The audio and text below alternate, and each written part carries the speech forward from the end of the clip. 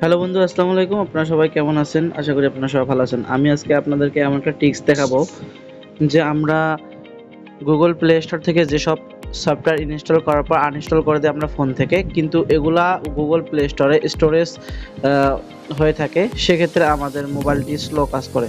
তো আমি আজকে দেখাবো কিভাবে সেটা ডিলিট করতে হয়।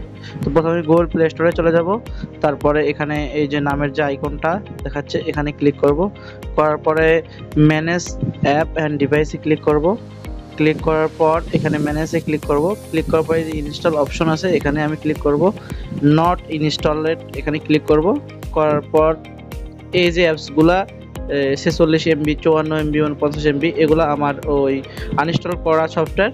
করার পরও এখানে স্টোরেজ করে রাখছে। আমি কি করব, চেক বক্স, ডানে যে চেক বক্স আছে এগুলোকে ক্লিক করে ডিলিট করে দেব, তাহলে স্পেসটা খালি হবে।